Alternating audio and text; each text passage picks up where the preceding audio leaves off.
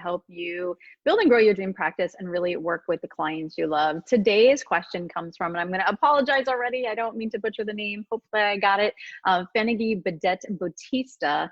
And she asks us, I'm planning to go from part-time to full-time during the COVID pandemic. Is it harder to scale up with doing only teletherapy? Great question. And I'm sure many people are wondering the exact same thing. But before we dive in and give you our answer, Kate? We just want to say thank you to TherapyNotes for sponsoring this series. And if you guys want to get 2 free months of your amazing EHR with them, plus their telehealth platform, check out therapynotes.com and use code PPS. Let's dive into our question. I know lots of people are wondering this.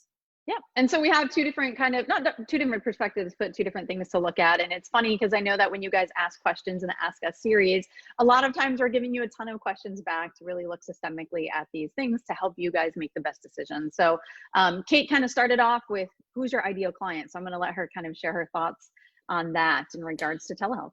Yeah, absolutely. It's super important to get really crystal clear, regardless if you have a brick and mortar office or telehealth, of who your ideal clients are, what their struggles are, what their pain points are, what their needs, their wants, and their desires, so that when you're marketing to them, you can really speak that language. And also, it's important to, if you're launching a full-blown telehealth practice because of the pandemic right now, or maybe you just love online and you're realizing that this is working better for your lifestyle and it doesn't even matter with the pandemic, that you just want to stay online. This is totally possible. It does matter who you're working with. So you want to get really clear on thinking about the benefits of telehealth and the challenges of telehealth and whether this is going to be feasible for your ideal clients. If you work with children and you do a lot of play therapy and things like that, it's going to be more challenging. There are workarounds, certainly, but it's going to be much more challenging than if you work with college-age young adults, or you work with young professionals, or you work with moms, or any type of adults that you work with. They're going to be a lot easier to build a thriving practice online. So that would be something that's important to look at. And I know Katie has something she wants to add about the planning process and really setting up that foundation for your business, your marketing, and all of that good stuff.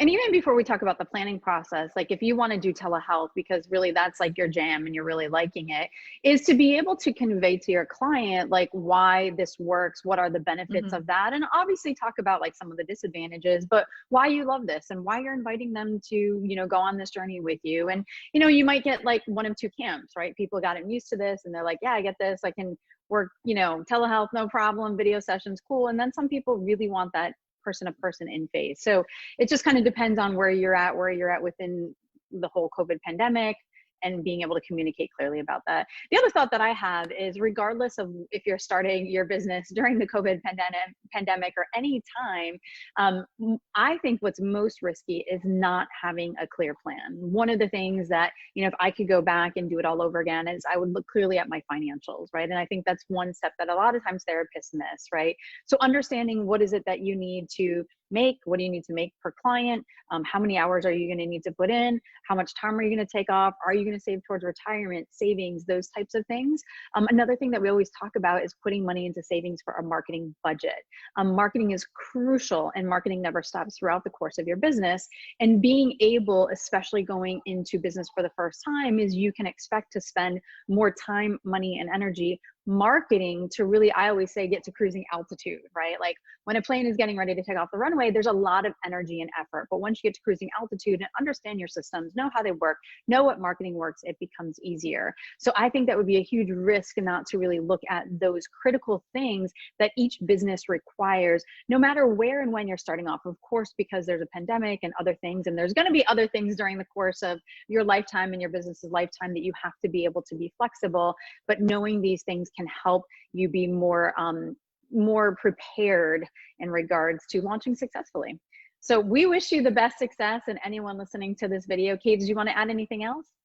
I think you covered it. It's so great to have that marketing budget from the get-go, because then you can really scale a lot faster. You can grow your practice a lot faster because you can have someone helping you with the web design once you get your website up and it really speaks to your ideal clients. And you follow the framework, then you can put a Google Ads budget and you can really grow that practice faster. So Katie had some great advice for you guys. And if you guys are loving our Level Up topics that we do, we basically answer the questions that you have. So look for our Ask Us Tuesday post in the Facebook group. And there we will be able to answer future questions that you have.